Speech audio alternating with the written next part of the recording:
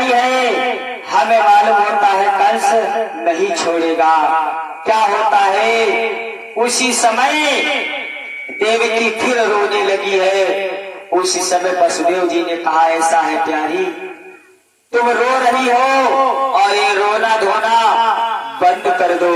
मालूम है ये सब भगवान के हाथों में है, अगर इस बिटिया की भाग्य होगी तो ये बच जाएगी। और जब गए थे तो हथकड़ियां बेड़ियां टूट गई थी, और जब आए तो उसी प्रकार से फिर हथकड़ियां बेड़ियां लग गई। कैसे लग गई बेड़ियां? उसी तरह जैसे हथकड़ियां बेड़ियां लगी हुई थी, लग गई बेड़ियां उसी तरह सिर उठे चौकसी कालों के।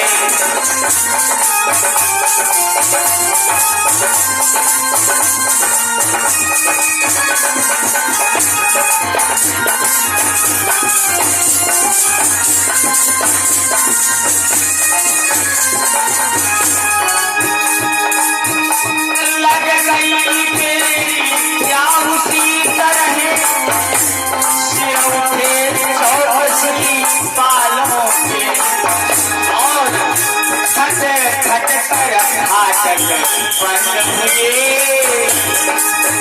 जैसे फाटक बंद थे वैसे ही बंद होने लगे।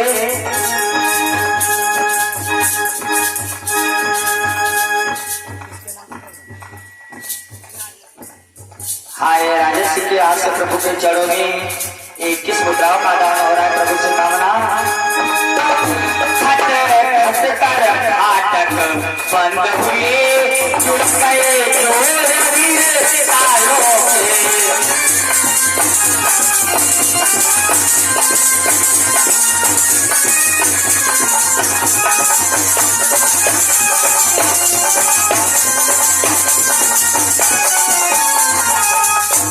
जैसे ये हथकड़ियां बेड़ियां लगी हुई थी, भाई माताओं बहनों, आज उसी प्रकार से फिर हथकड़ियां बेड़ियां लग गई।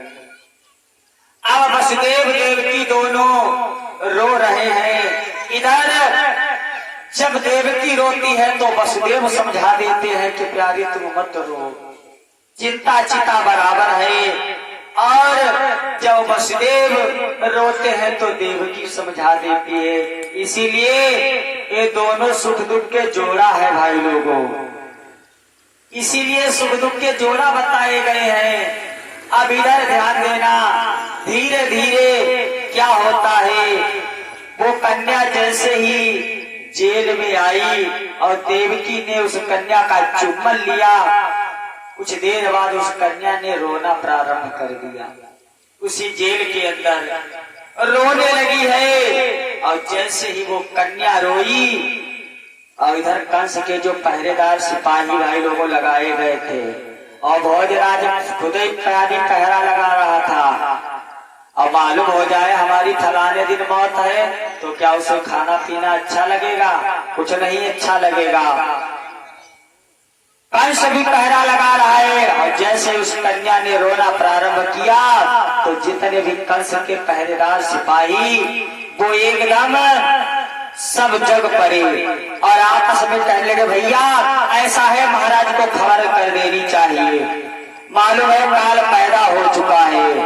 और मालूम सब कहाँ भागते हुए सिपाही पहुंचे भोजराज कंस के पास में।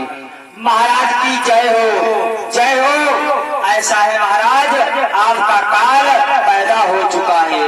अरे भोजराज कंस में क्षण भी नहीं लगाया और कहाँ पहुंच गया, जहां पर देवकी उस जेल के अंदर है भाई माताओं बहनों। और कंस ने क्या किया, एकदम देवकी उस कन्या को दूध पिला रही थी और जाकर के उसने क्या किया, उस कन्या को हाथ से छीन लिया है। और क्या किया, बहन ऐसा है, इस कन्या को हमें दे दो। देवकी कहने लगी, भैया भैया इसे तुम मत मारो, अरे बच्चों से तो लड़ना तुम्हें वाजिब था, लेकिन ये कन्या एकदम भोजराज कंस चौंक पड़ा। आकाशवाणी हुई थी, बहन आपके गर्भ से अष्टम लाल होगा जिससे हमारी मौत होगी। भोजराज कंस एकदम ठहाका मार करके हंसने लगा, कहने लगा हमसे मालूम होता है भगवानों डर गया है, इसीलिए कन्या है। और देवकी कहने लगी भैया, लेकिन फिर सोचने लगा शायद इसका होने वाला पति या पुत्र शायद हमारी जान ले ले। कहने लगा भैया ऐसा ऐसे तुम मत मारो।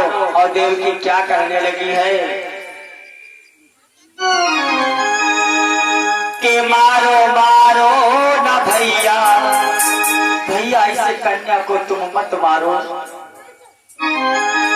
कि मारो मारो ना भैया हमारी बिटिया